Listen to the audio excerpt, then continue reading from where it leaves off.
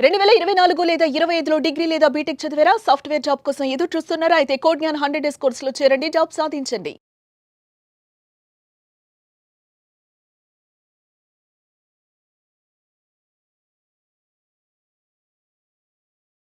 ప్రతి దాంట్లోనూ కూలంకషంగా మనీ మంత్రకు సంబంధించినటువంటి సబ్జెక్టు 2.0 వెర్షన్ మనం మాట్లాడుకుంటూ ఉన్నాము. అండ్ వాళ్ళకి కూడా 700 ఎపిసోడ్స్, ప్రతి దాంట్లోనూ ఒక మ్యాజిక్ మిరాకిల్ క్రియేట్ అయ్యేంత ఉంది అని చెప్పేసి చాలా మంది ప్రొఫెషనల్సే మాట్లాడుతూ ఉన్నారు, గొప్ప గొప్ప వాళ్ళే చెప్తూ ఉన్నారు. ఈవెన్ డిస్కషన్స్ లో కూడా మనం ఉన్నాము ఆ పార్టిసిపేషన్ లో. Thank you so much for that. So ఈ వీడియోలో ఏం చెప్తున్నారు? మనకు ఏమనుకుంటామంటే, నేను మా క్లాస్లో కానీ సబ్జెక్ట్లో కానీ నేను ఏం చెప్పానంటే, మన సబ్జెక్ట్లో సెంటిమెంట్లు లేవు, అలాగని చెప్పేసి బాధ్యతలు ఖచ్చితంగా ఉంటాయని చెప్పాను. ప్రతి దాని పట్ల మనకు బాధ్యత ఉంటుంది. కానీ మనం ఏం చేస్తామంటే, అన్నీ నేను చేయాలని ఒక తపన, అన్నింటికి నేనే ఉన్నాను ఆధారం అనే ఒక ఆలోచన, వీళ్ళందరూ నా మీద ఆధారపడ్డారని ఒక ఏంటంటే ఇక నేను తప్ప ఇంకేం లేదని ఒక ఆలోచన, ఇవన్నీ మనిషిని ఏం చేస్తాయంటే పనికిరాని విషయాలు అన్నిటి తల మీద పెట్టుకోవడం అవుతుంది. అర్థమైంది? దాంతో ఏమవుతుందంటే తన ఉనికిని కోల్పోయి తన యొక్క ఆలోచన విధానం కావచ్చు, తన ఎనర్జీ కావచ్చు, అవన్నీ ఇతరులకు ఇవ్వడం ద్వారా అతన్ని అందరూ గొప్పగా అనుకుంటున్నారని ఫీల్ అవుతాడు తప్ప అందరూ అనుకోరు. కొందరు భయంతో గొప్పవాడు అనుకుంటారు, కొందరు అభిమానంతో గొప్పవాడు అనుకుంటారు, మిగతా వాళ్ళందరూ కూడా వీడు దేనికి పనికిరాడు అనుకుంటారు. కానీ మనం దాన్ని ఎలా ఫీల్ అవుతామంటే, మన ముందు నటిస్తారు కాబట్టి అది మనం నిజంగానే మనం గొప్పవాళ్ళని మనం ఫీల్ అవుతాం. చిన్న కొన్ని ఎగ్జాంపుల్స్ మనం మాట్లాడుకున్నాం సరదాగా, అంటే మన జీవితంలో జరిగే చిన్న చిన్న సంఘటనలు ఎలా ఉంటాయి. ఇప్పుడు ఇంటి యజమాని ఉన్నాడు, మార్నింగ్ వాకింగ్కి వెళ్ళాడు, సరదా కబుర్లు చెప్పుకుంటూ అందరు ఫ్రెండ్స్తో వాకింగ్కి వెళ్ళాడు. వచ్చేటప్పుడు ఏం చేస్తారు, దారిలో వచ్చేటప్పుడు కూరగాయలు తీసుకొస్తారు, అవునా కదా?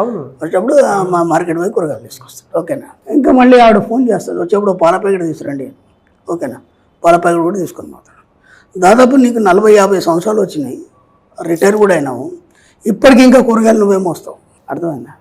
మళ్ళీ కూరగాయలు నాకు బాగా తెలిసిన దాని మీద కితాబ్ చెప్తావు, అంటే నీ ఫ్రెండ్స్తో నీ డిస్కషన్లో ఇది కాదు, ఇది బాగుంటుంది, ఇది బాగుంటుంది, ఇది ఆరోగ్యానికి బాగుంటుంది, ఇవన్నీ చెప్తావు. నువ్వు ఏమనుకొని ఫీల్ అవుతున్నావు? అసలు నువ్వు యజమానివా పనివాడివా? అర్థమవుతుందా లేదా? 40-50 సంవత్సరాలు వచ్చినా కూరగాయలు నువ్వే తీసుకెళ్తావు, మళ్ళీ దారిలో ఫోన్ చేస్తే మళ్ళీ పాల ప్యాకెట్ తీసుకెళ్తావు, ఓకేనా?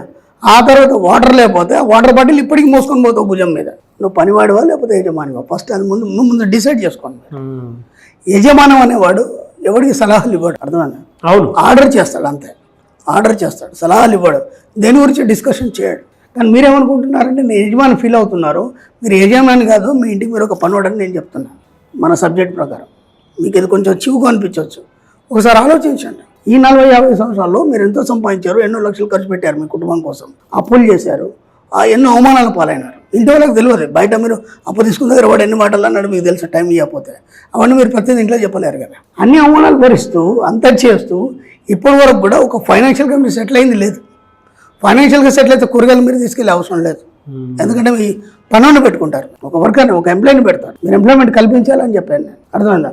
ఇంటి దగ్గర డ్రైవర్ ఉండాలి, ఇంటి దగ్గర ఇంట్లో పని మనుషులు ఉండాలి, మీకు వాచ్మెన్ ఉండాలి, మీతో నాకు 2-3 ఎప్పుడు కూడా రెడీ ఉండాలి సిద్ధంగా. మీరు ఇలా చూస్తే మీకు ఏం కావాలని ఇచ్చే విధంగా ఉండాలి. అంటే ఇప్పటి వరకు కూడా మీకు ఆలోచన అనేది రాలేదు, అట్లా నేను నా జీవితాన్ని నేను అలా తయారు చేసుకోవాలి, లేదంటే నేను ఉన్నతంగా ఉండాలి, ఇతరులకు నేను కమెంట్ చేసే విధంగా ఉండాలి.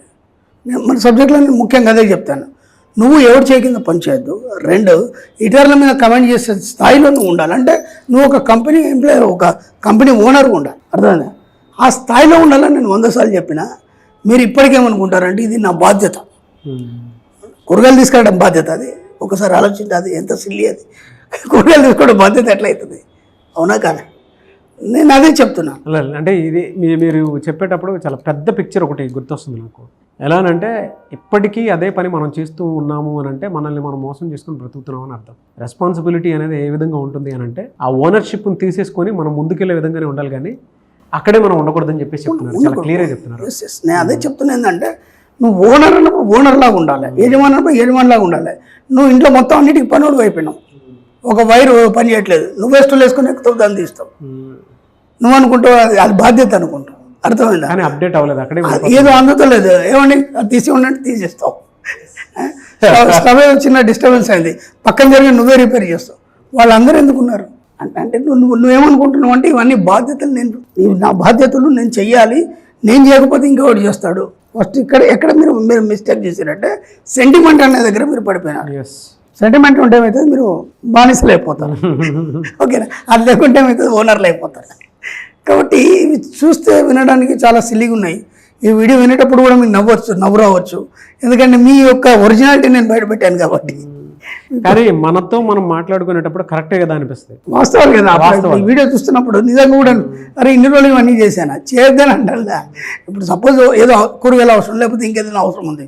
ఇప్పుడు మీరు అక్కడ ఉన్నారండి, మంచి కార్పొరేట్ స్థాయిలో ఉన్నారు, అక్కడ పెద్ద మీటింగ్ జరుగుతుంది, అక్కడ ఆ మీటింగ్ వల్ల మీకు ₹1 కోటి మీకు బెనిఫిట్ వచ్చేది ఉంది.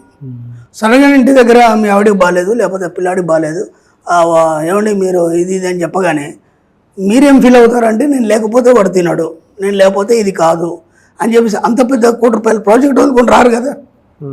నేనేమంటున్నాను, నువ్వు 10 కోట్ల ప్రాజెక్ట్ చేయి, ₹1 కోటి ప్రాజెక్ట్ చేయి, ఇక్కడ దానికి సరిపడా అన్ని వనరులు నువ్వు ఏర్పాటు చేయి, ఇక్కడ ఒక మనిషిని ఏర్పాటు చేయి, ఫోన్ చేస్తే డాక్టర్ ఇంటికి వచ్చి వెళ్ళేటట్టు ఉండాలి. ఇవన్నీ కావాలంటే నీకు ముందు డబ్బు కావాలి, ఇవన్నీ కావాలి, నువ్వు అంత స్థాయికి వెళ్ళాలి. మీరు కూరగాయలు తేవద్దు, మీరు నీళ్ళ డబ్బు మొయ్యొద్దంటే మీరు కోటీశ్వర్లు కావాలి, మీరు ధనవంతులు కావాలి. కాబట్టి ముందు డబ్బు మీద దృష్టి పెట్టండి, ఇవన్నీ వచ్చేస్తాయి. ఇంకా ఎలా ఉంటుంది, ఇంకా కొన్ని చెప్తాను నేను. అంత డబ్బు ఉన్న పరిస్థితి కూడా ఎలా ఉంటుంది అంటే, డబ్బు వచ్చింది బాగానే సంపాదించాడు, కారు సంపాదించాడు, ఇంకో కారు సంపాదించాడు, ఒక ఇల్లు కట్టాలనుకున్నాడు. ఇప్పుడు ఆ ఇల్లు పని స్టార్ట్ అయిన నుంచి అయిపోయాక వీడే నీళ్ళు కొడతాడు. వినడానికి సిల్లిగా ఉంటాయి కానీ అట్లంటే ఉంటాడు, నా ఇల్లుకు నేను కష్టపడి చేసుకుంటున్నాను, నాకు ఒక సాటిస్ఫాక్షన్. నీ బొంద ఏం సాటిస్ఫాక్షన్ అది, ఆ సాటిస్ఫాక్షన్ కూలోడేమో అక్కడ ఆడు ఇటుకలు మోస్తుంటే నువ్వు దానికి నీళ్లు కొడతావు, ఆడ పక్కన ఉంటాడు నీ పక్కన, వాడి పక్కన లుంగి కట్టుకొని నీళ్లు కొడతావు. ఇప్పుడు ఇది ఇద్దరిట్లో ఎవరెవరు అనుకోవాలి, యజమాని ఎవడు అనుకోవాలి, పనివాడే అనుకోవాలి. అంటే ఇవన్నీ ఇప్పుడు ఇల్లు మీద ఉన్నటువంటి నీ యొక్క ప్రేమ సెంటిమెంట్ అది ఏం చేసిందంటే నేను కూలను తయారు చేస్తుంది. అవునా కదా? నువ్వేం చేయాలి, జస్ట్ అలా కారులో వచ్చేసి ఇలా చూసి వెళ్ళిపోవాలి అంతే. నువ్వు అక్కడ ఇటుక కూడా కాదు కదా, ఒక మట్టి కూడా నీ తగలదు. అంటే మనకి ఇంకా మన యాటిట్యూడ్ని ఎలా మార్చుకోవాలని మనకు తెలియక మనమందరం సెంటిమెంట్లకు లోనయ్యి ఇవన్నీ నేనే చేయలేను, ఈ బాధ్యతలన్నీ నయ్యేనేమో అని మీరు గొప్పగా ఫీల్ అవుతూ అందరూ మిమ్మల్ని గొప్పగా ఫీల్ అవుతున్నారు అనుకొని మీరు చిన్న చిన్న పనులు చేస్తూ మీ యొక్క ఉనికిని కోల్పోతున్నారు. కాబట్టి ఇక్కడి నుంచి కూరగాయలు తేవడం కానీ నీళ్లు కొట్టడం కానీ ఇవన్నీ మానేయండి. మానేసి ఉన్నతంగా ఆలోచించడం మొదలు పెట్టండి. ఎంత వీలైతే అంత మీరు ఇతరులు కమెంట్ చేసే స్థాయికి వెళ్ళండి.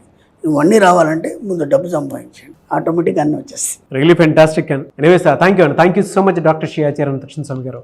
థ్యాంక్ యూ అండి. సుమన్ టీవీలో మీ పర్సనల్ అండ్ బిజినెస్ ప్రమోషన్స్ కోసం కింది నెంబర్కి కాంటాక్ట్ చేయండి.